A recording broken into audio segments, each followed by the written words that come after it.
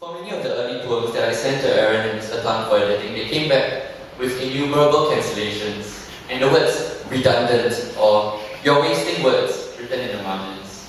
By the way, this was also what happened to the first essay I sent in to Mr. Purvis earlier this year. In any case, they were right. Brevity is not only the soul of wit, it is the means by which I reduce what I have to say and retain what you can take away. If you ask me what is my greatest takeaway from the entire process of writing so far, not just writing this book, but writing in general and writing as a way of life, I would say it is a quest for perfection that writing has given to me.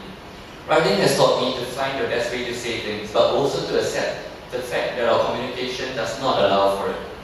And the book you hold in your hands, or which I hope you will soon hold in your hands, is a record of the many failures that I've had encountered in trying to tell the perfect story. And so perhaps as you read it, you'll piece the story together from the bits and pieces that I've included. The story of a boy trying to make sense of the stories that he hears every day, but never quite managing to do it, yet enjoying them and telling them nonetheless. So I hope you enjoy them too.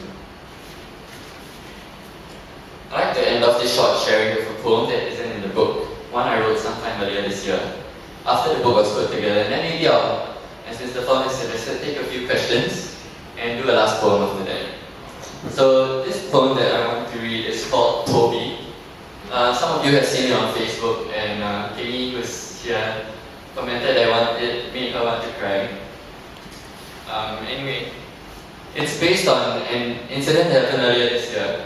After southern storm struck Alabama on the 27th of April, fragments of the victims' belongings and that's clothes, photographs, many other things were deposited across Tennessee and Georgia.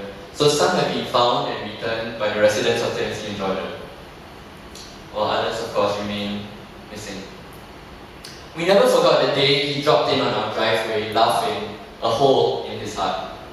Before the storm was over, a card had landed into the absence of his hand, its words woven over when we found it afterwards by fingers of grass. Out of the blue it read, just wanted to look in on you and see how you were doing. Love, Mom. Within a week it seemed like all the children of Alabama were falling from the sky. We picked them up one by one from the lawn, the porch, Mother's white rose bush, clambered onto the roof to retrieve their siblings. A few had lost limbs, like the last child, who couldn't follow in the biker's wake, but were lifted likewise beyond volition into the upper reaches of our home. Most were happy. Others had windswept smiles, eyes glazed and far away, and wrapped themselves around scattered things. A whistle, bits of string, a granddad, pages from a family Bible. Father, you loved me before the creation of the world. On the last day of April, Mother took them in a gilded box to where Toby lay, beneath the cross in the garden, knelt to give thanks, then buried them by his side. He's got company now, don't you think? We watched the rain fall unclouded to the earth, and he knew.